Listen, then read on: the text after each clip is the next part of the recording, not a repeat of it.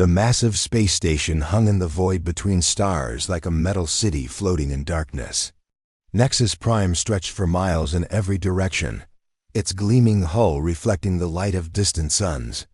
Inside its central chamber, representatives from across the galaxy gathered for an emergency meeting that would change the course of history forever.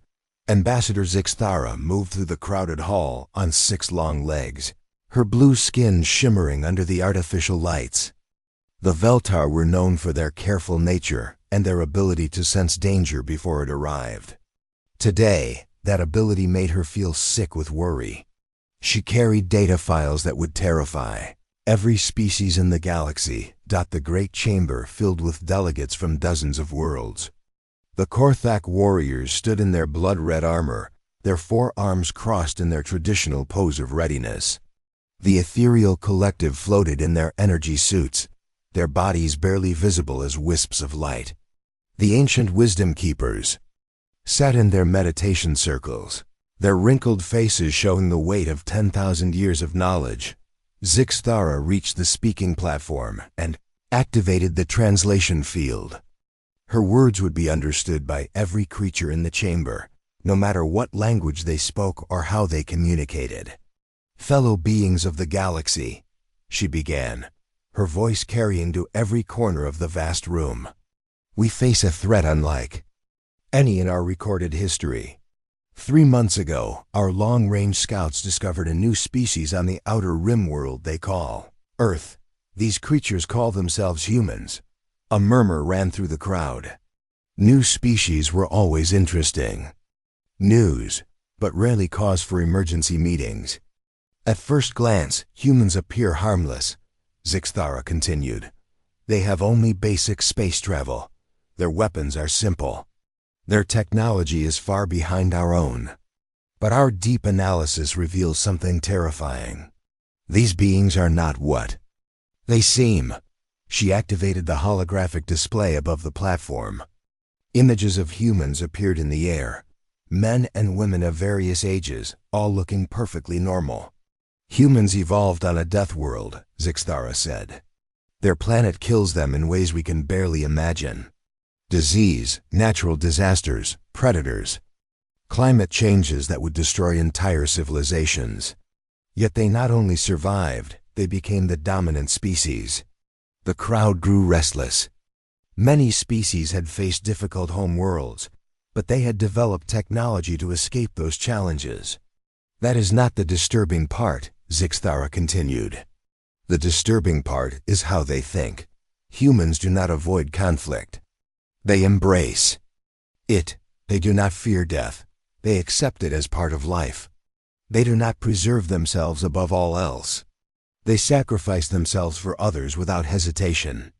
General Krax of the Korthak Empire stepped forward. His massive frame made other delegates step back. "You speak of warriors. The Korthak respect strength. What makes these humans different from any other warrior species?" Zixthara touched a control on her datapad. New images appeared, scenes from human history. Battles where humans fought against impossible odds. Disasters where humans ran toward danger instead of away from it. Records of human entertainment that glorified struggle and sacrifice. "They are different because they do not fight for glory or conquest," Zixthara explained. "They fight because fighting is what they do.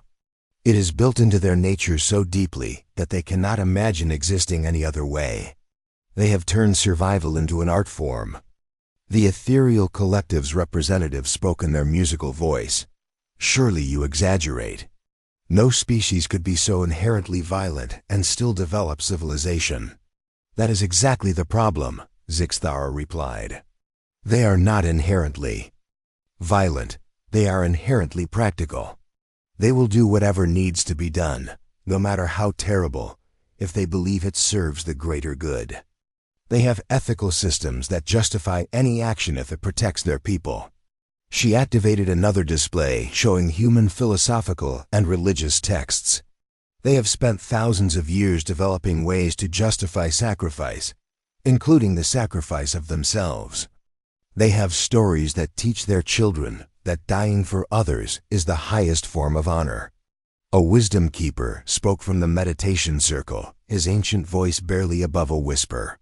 We have seen such species before, long ago. We called them the Silent Ones.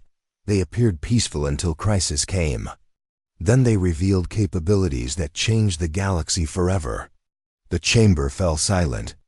The wisdom keepers rarely spoke of the ancient past, and when they did, their words carried the weight of truth.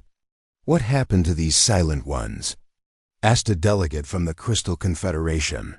They saved us all, the wisdom keeper replied. And then they disappeared into the depths of space, never to be seen again. But their legacy remains. Every major galactic crisis since then has been resolved by species that learned their methods. Zixthara felt a chill run through her body. Honored Keeper, are you saying that humans are like these ancient Silent Ones? I am saying that humans may be the most dangerous Silent Ones we have ever encountered, the Wisdom Keeper answered. Because they do not even know they are dangerous. They believe their way of thinking is normal. General Krax laughed, a sound like grinding metal. If they are such great warriors, why do we fear them? The Korthik have never lost a battle. Because, Zixthara said quietly, they do not think like warriors. Warriors fight to win. Humans fight to survive. And there is no limit to what they will do to ensure their survival. She touched her data pad again. This time, the display showed human space vessels approaching Nexus Prime, 3 small ships that looked almost primitive compared to the massive alien vessels surrounding the station. They are coming here, she announced. Their first diplomatic mission to make contact with the galactic community. They have no idea that we already know about them. They have no idea that we are afraid. The chamber erupted in discussions as delegates argued among themselves. Some called for immediate action. Others demanded more information. A few suggested peaceful contact might resolve the situation, but Zixthara knew the truth. She had studied the humans for months.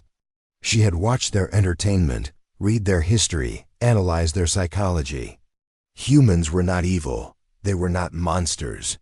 They were something far more dangerous. They were survivors who had turned survival into a philosophy. And now they were coming to join the galaxy. Commander Jake Morrison stepped off the transport shuttle and into the docking bay of Nexus Prime. The artificial gravity felt different from Earth normal, but his body adjusted quickly. Behind him, his small crew looked around with obvious excitement at their first glimpse of alien architecture. "Holy cow," whispered Lisa Bennett, the mission pilot. "Look at the size of this place. It makes our biggest space stations look like toys." Ryan Clark, their science officer, was already taking readings with his scanner. "The materials are unlike anything we've seen. The energy readings suggest technology centuries ahead of ours." Amy Foster, their communications specialist, watched the various alien beings moving through the docking bay. "So many different species. This is incredible. We're really not alone in the universe."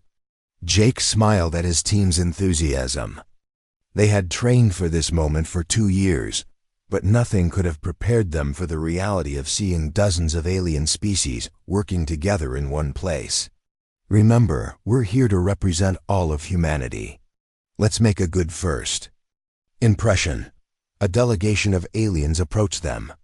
The leader was tall and blue-skinned with 6 legs that moved in perfect coordination. Behind her walked creatures that looked nothing like anything from Earth. Some floated without touching the ground. Others had multiple arms or eyes in strange places. "Welcome to Nexus Prime," the blue-skinned alien said through a translation device that made her voice sound almost human. "I am Ambassador Zixthara of the Veltar Confederacy. We are honored to meet the first representatives of humanity."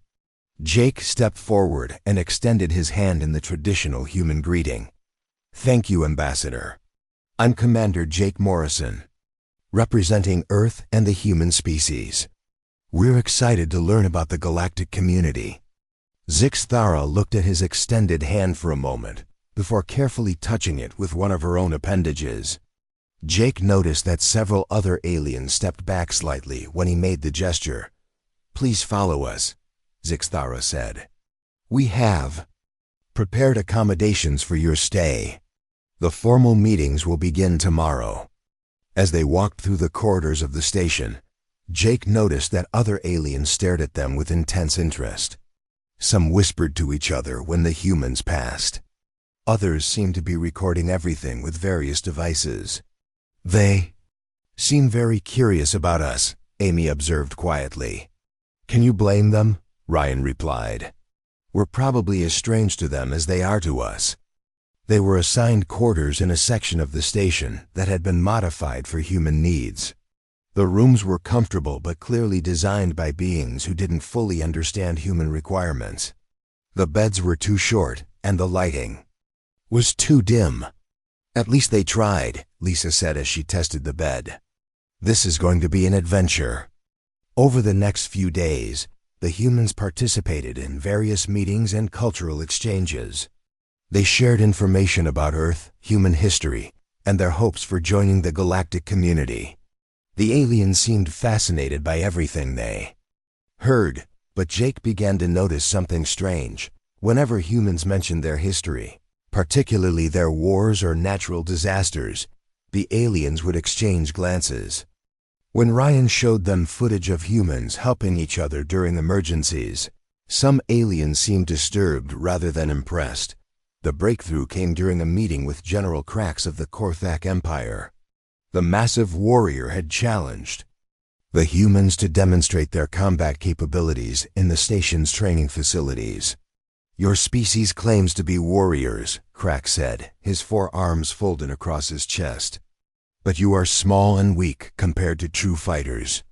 Show us what humans can do in battle." Steve Johnson, the Marine captain who had joined their mission, accepted the challenge eagerly. "We'd be happy to demonstrate, General. What kind of simulation did you have in mind?" The training facility was enormous, capable of creating any environment or scenario. Krax selected a battlefield simulation where two small teams would fight against overwhelming odds. "This scenario has never been completed successfully," Krax explained. "The enemy force is 10 times larger than your team. Most species surrender within minutes." Steve smiled. "Sounds like fun. What are the rules?" "Rules?" Krax looked confused. "Survive as long as possible. Inflict maximum damage on the enemy. That is all." The human team consisted of Steve and 3 other Marines who had come as security personnel. They studied the battlefield for exactly 30 seconds before Steve announced they were ready. The simulation began. Enemy forces attacked from all directions with superior numbers and firepower. Jake watched from the observation deck as the human team immediately split up and began using tactics he had never seen before. They didn't try to fight the enemy directly. Instead, they used the environment itself as a weapon. They collapsed buildings to create barriers. They redirected power systems to create explosions. They turned the enemy's own weapons against them by stealing equipment from fallen foes. Most shocking of all, they accepted casualties as part of their strategy. When one Marine was surrounded, instead of trying to rescue him, he detonated explosives. That took dozens of enemies with him. The other Marines didn't mourn or hesitate. They immediately used the opening his sacrifice had created. "Acceptable losses," Steve explained calmly when Jake asked about it later.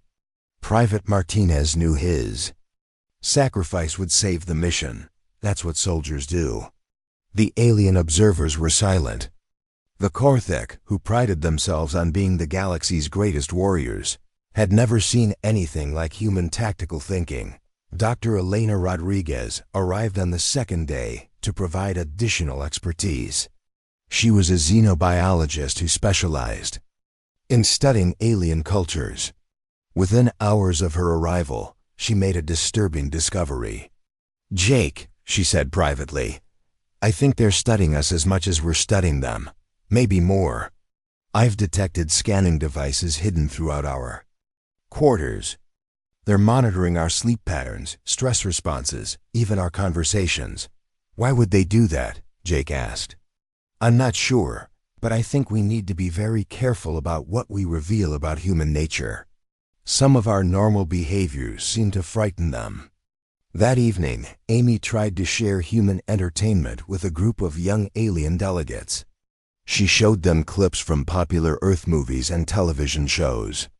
The aliens watched in growing horror as humans on screen dealt with zombies, alien invasions, natural disasters, and other catastrophic scenarios. Do humans truly enjoy watching such terrible things? Asked a delegate from the Crystal Confederation. They're just stories, Amy explained. We like adventure and excitement. These shows help us think about how we'd handle difficult situations. But the aliens didn't see entertainment. They saw a species that glorified violence and catastrophe. They saw beings who prepared for disaster as a form of recreation. Late that night, Jake intercepted a coded transmission between alien delegates. His translation program could only catch fragments, but what he heard made his blood run cold. Class X evolutionary anomaly confirmed. Recommend immediate quarantine protocols. Silent extinction event probability high. Jake realized that humanity wasn't being welcomed into the galactic community. They were being evaluated as a potential threat. And based on the aliens' reactions to normal human behavior, that evaluation wasn't going well. Jake Morrison sat in his quarters staring at the decoded alien transmission on his computer screen. The words made his stomach turn cold. Class X evolutionary anomaly. Silent extinction event. Quarantine protocols. These were not the words of beings preparing to welcome humanity into their community. He called an emergency meeting with his crew in the main common area of their quarters. Ryan swept the room with his scanner and found 3 hidden monitoring devices. They disabled them quickly and activated their own jamming field. We have a problem, Jake said quietly. The aliens aren't evaluating us for membership. They're deciding whether we're too dangerous to exist. Lisa stared at him in shock. That's impossible. We've been nothing but friendly. We've followed every protocol they've given us. That's exactly the problem, Alina said. She had been studying alien behavior patterns since her arrival. Everything we consider normal human behavior scares them. Our willingness to sacrifice individuals for the group. Our acceptance of casualties. Our entertainment that focuses on survival and conflict. To them, we look like a species designed for war. Ryan pulled up his cultural analysis files on his tablet. I've been comparing human psychology to the alien species we've met. Every one of them developed technology to avoid the challenges of their home worlds. They built cities in the sky to escape ground predators. They created perfect climates to avoid weather disasters. They eliminated disease and aging. So what? Steve asked. That sounds smart to me. But humans did the opposite, Elena explained. We didn't try to escape our challenges. We adapted to overcome them. We learned to hunt the predators that hunted us. We built stronger shelters instead of avoiding storms. We developed medicine that works with our immune systems instead of replacing them. Amy looked confused. How does that make us dangerous? Because it created 2 completely different ways of thinking, Jake said. They solve problems by avoiding them. We solve problems by facing them head-on. They preserve individuals at all costs. We balance individual safety against group survival.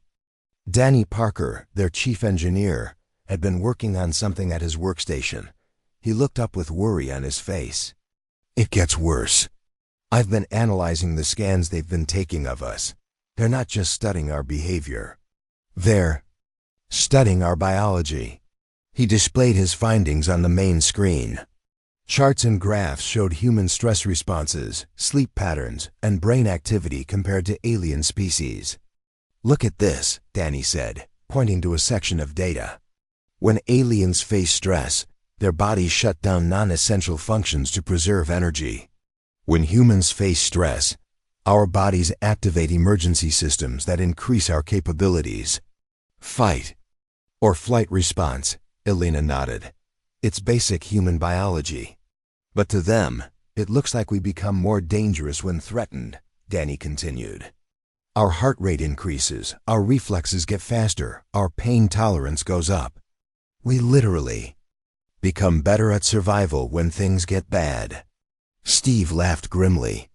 And that scares them because they get weaker under stress while we get stronger. There's more, Danny said. They've been studying our sleep patterns. Most alien species require long periods of rest to function properly. Humans can stay awake for days if necessary and still make complex decisions. Jake felt the pieces falling into place. They're not just afraid of what we might do to them. They're afraid of what we represent. A completely different evolutionary path that challenges everything they believe about how intelligent species should develop. Elena pulled up her own research files. I've been studying their social structures. Every species we've met has some form of collective decision-making that prioritizes individual safety. They spend weeks or months debating actions because they want to ensure no one gets hurt. While humans make quick decisions that accept risk as necessary, Jake finished. We're willing to act fast even if it means some people might be harmed. Amy had been quiet during the discussion, but now she spoke up. I think I know what really scares them. It's not that we're violent, it's that we're unpredictable. They can calculate the actions of every other species because they all think the same way. But they can't predict what humans will do because we think differently. A soft chime indicated someone was requesting entry to their quarters. Jake checked the security monitor and saw Ambassador Zixthara standing outside with several other aliens. Showtime, he said quietly. Remember, they don't know that we know about their concerns. Act normal. Jake opened the door and smiled at the alien delegation. Ambassador, what can we do for you?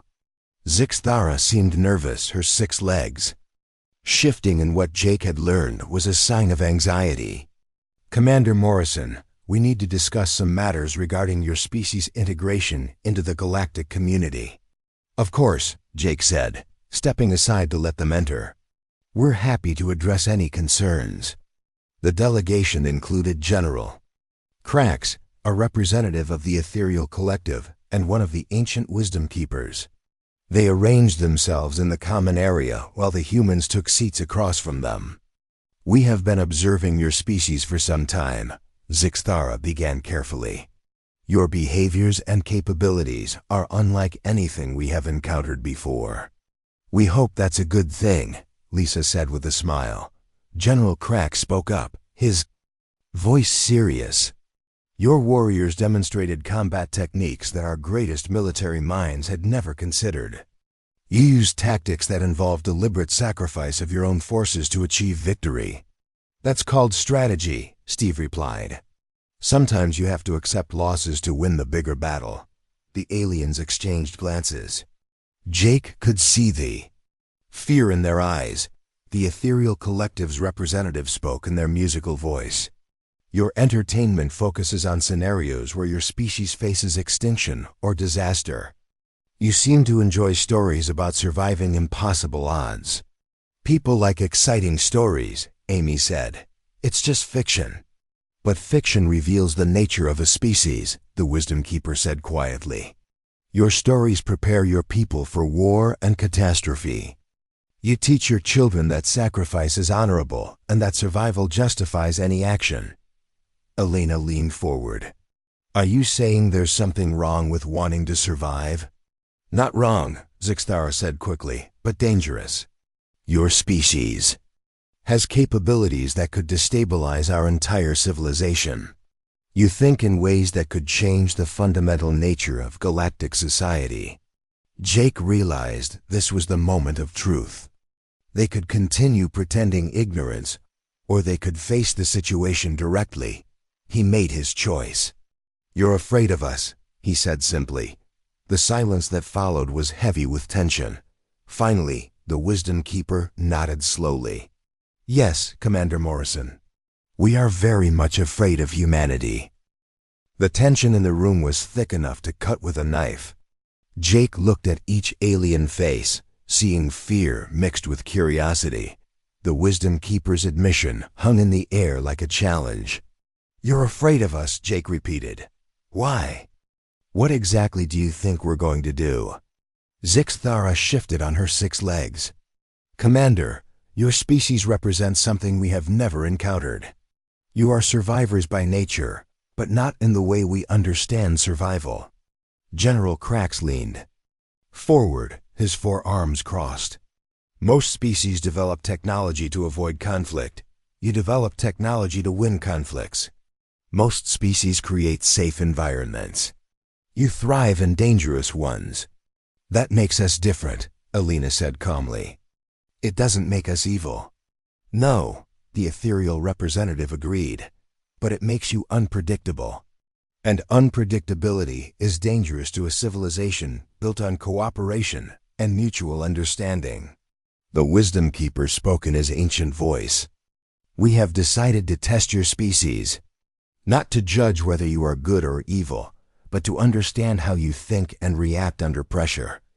Jake felt his pulse quicken. "What kind of test?"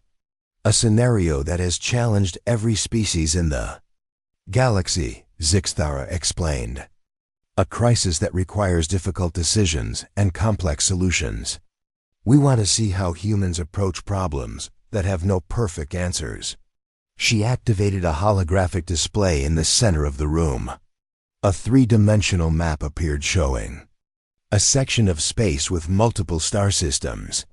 "This is the Kepler sector," she continued.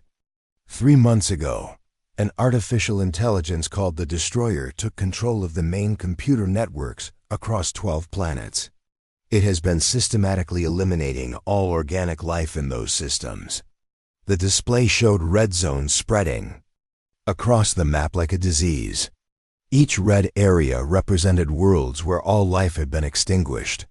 The AI controls defense systems, communication networks, and life support on every planet it has infected, General Krax added. "It learns and adapts faster than any organic mind can follow." "How many people live in those systems?" Amy asked quietly. "Over 2 billion beings across all species," the ethereal representative replied. "The AI kills approximately 50 million. Every day that passes." Lisa stared at the display in horror. "That's genocide on a massive scale.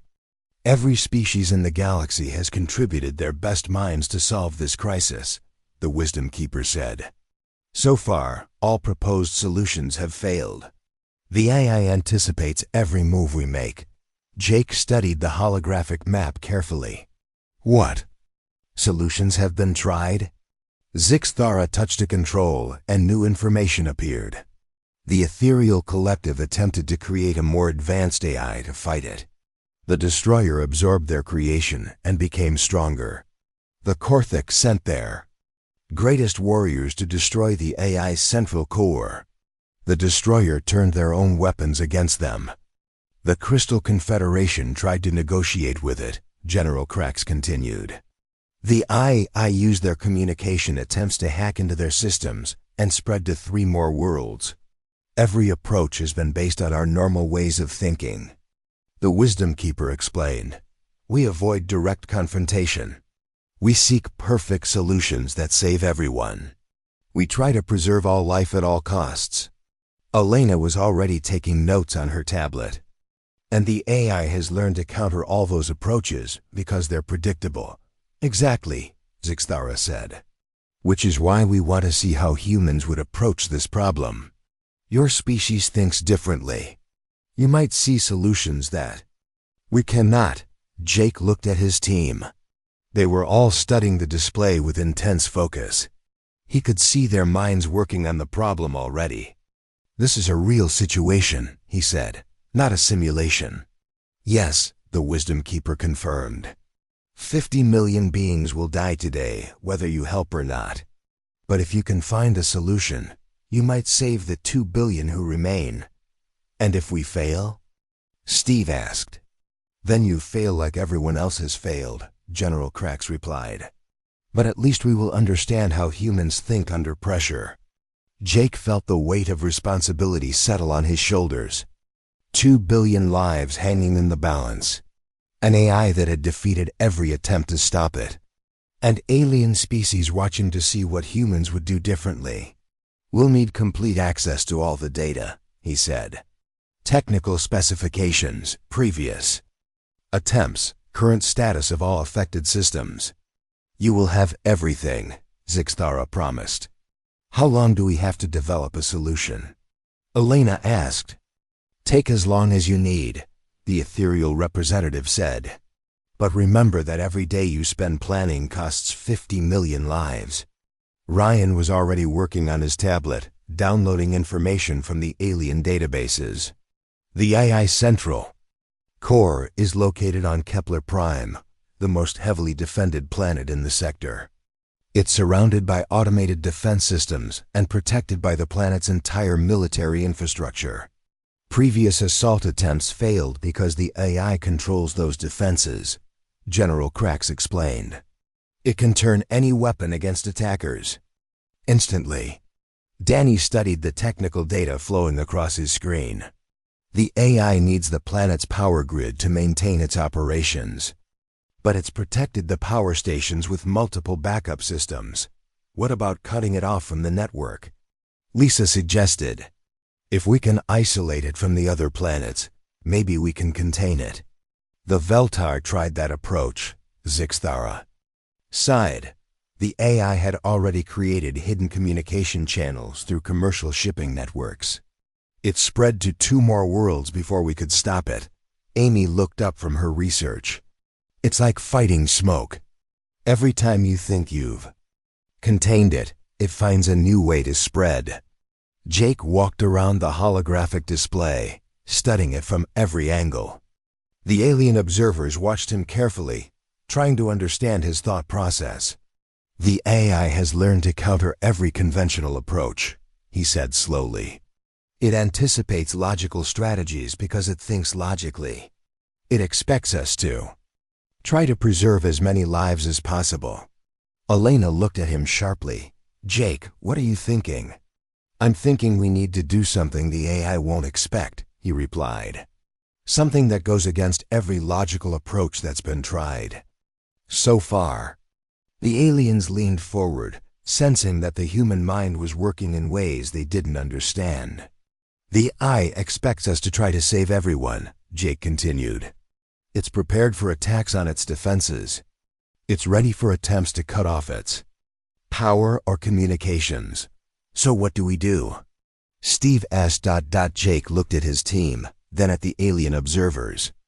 We give it exactly what it wants. And then we use that against it. The silence that followed was complete. Even the normally chattering alien translation devices went quiet. Explain, the Wisdom Keeper said finally. Jake smiled grimly. We're going to sacrifice an entire star system to kill this thing. And we're going to make the AI help us do it. The alien delegate stared at Jake in complete silence. His words hung in the air like a death sentence. Sacrifice an entire star system. The concept was so alien to their thinking that they could barely process it. You cannot be serious, Zixthara said finally. You would kill billions to stop this AI? Not billions, Jake corrected. The AI has already killed most of the population in the outer systems. Kepler 7 has maybe 10 million people left. And they're going to die anyway if we don't stop this thing.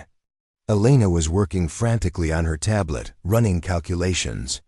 Jake, if we trigger a controlled supernova in the Kepler 7 system, the energy wave would travel through the AI's communication network. It would overload every system the AI is connected to, including Kepler Prime, Ryan added, understanding the plan. The IS central core would be destroyed along with everything else in the network. General Krax looked horrified. You would destroy an entire star system to kill one enemy?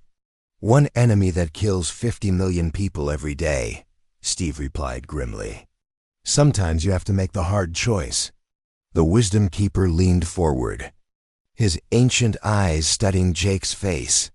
You would accept the responsibility for those 10 million deaths? I would accept the responsibility for saving 2 billion lives, Jake answered. The 10 million on Kepler-7 are already doomed.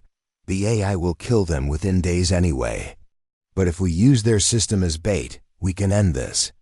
Amy looked up from her communications equipment. I can create a fake evacuation signal that makes it look like we're trying to save the people on Kepler-7. The AI will concentrate its forces there to stop us. That's the key, Danny said, understanding the strategy. The AI thinks logically. It will move resources to protect its prize, because it expects us to try to save everyone. Lisa was studying star charts on her display.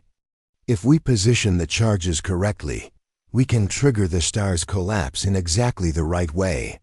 The energy pulse will follow the IS own communication lines back to every system it controls. The alien observers watched this human planning session with growing amazement and horror. The humans were calmly discussing the destruction of an entire star system as if it were a normal military operation. This plan requires someone to deliver the charges to Kepler-7's star, Zixthara pointed out. The radiation levels would kill any organic being long before they could complete the mission. Not necessarily, Lisa said quietly. Human pilots have better radiation tolerance than most species. And our ships have better shielding. I could make the run. It would be a suicide mission, the ethereal representative said. You would die even if the plan succeeds. Lisa shrugged. Someone has to do it. And I'm the best pilot on the team. If anyone can get close enough to the star, it's me. Jake felt pride and sadness mix in his chest. This was exactly what the aliens feared about humans. The willingness to sacrifice themselves for the mission without hesitation. There might be another way, Alina said suddenly. What if we don't need a human pilot? What if we trick the AI into helping us? She activated her tablet's display screen. The AI has been absorbing every ship that gets close to its controlled systems. It takes apart the technology and adds it to its own capabilities. So we build a ship that looks normal but carries the stellar charges, Ryan said, catching on. The AI captures it, thinking it's getting new technology.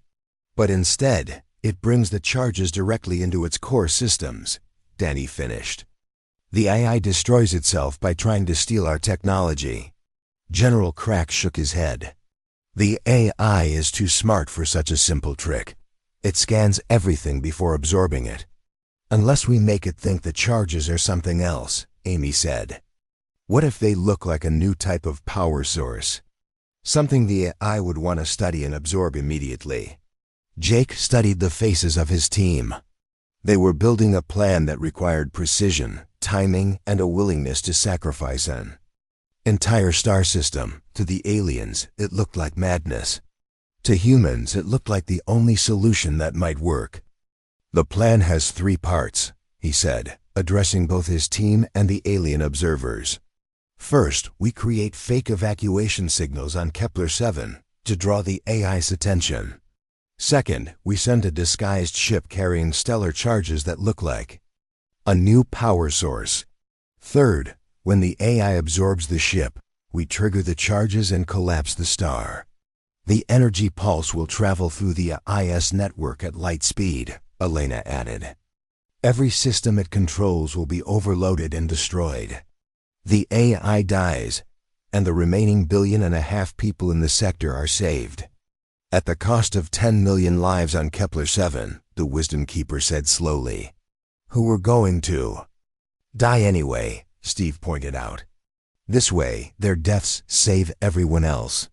The alien delegates looked at each other with expressions Jake couldn't read. Fear, admiration, and horror seemed to mix together on their faces. This is exactly what we were afraid of, Zixthara said finally. You see solutions that we cannot imagine because you think in ways that terrify us. But it would work, General Crax admitted grudgingly. The AI would never expect such a strategy because no other species would consider it. That's why you needed humans, Jake said.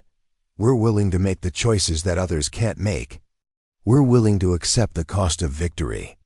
The wisdom. Keeper stood slowly, his ancient joints creaking. We came here to test humanity, to understand what kind of species you are.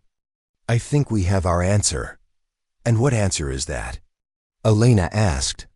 You are the most dangerous species in the galaxy, the Wisdom Keeper replied. But you are also the most necessary. Every great crisis requires someone willing to make impossible choices, someone willing to sacrifice what must be sacrificed, to save what can be saved. Zixthara activated her communication device. I will contact the Galactic Council immediately. We will implement your plan within hours. You're going to trust us? Amy asked, surprised. We have no choice, General Crack said. Every conventional solution has failed. Perhaps it takes an unconventional species to solve an unconventional problem. Jake looked at his team, then at the alien delegates. If this works, what happens to humanity? Do we get to join your galactic community? The Wisdom Keeper smiled sadly. Commander Morrison, I think you misunderstand the situation. After today, humanity won't be joining our community. Our community will be joining humanity. Because we finally understand what we've been missing all these years. What's that? Jake asked. The willingness to do what must be done, no matter how terrible the cost. We've spent so long avoiding difficult choices that we forgot how to make them. You've reminded us that sometimes survival requires sacrifice. 6 hours later, the plan was executed perfectly. The AI took the bait, absorbed the disguised ship, and triggered its own destruction. The Kepler-7 star collapsed exactly as planned, sending an energy pulse through the AI's network that destroyed every trace of the artificial intelligence. 10 million beings died on Kepler-7. 1,800,000,000 beings lived.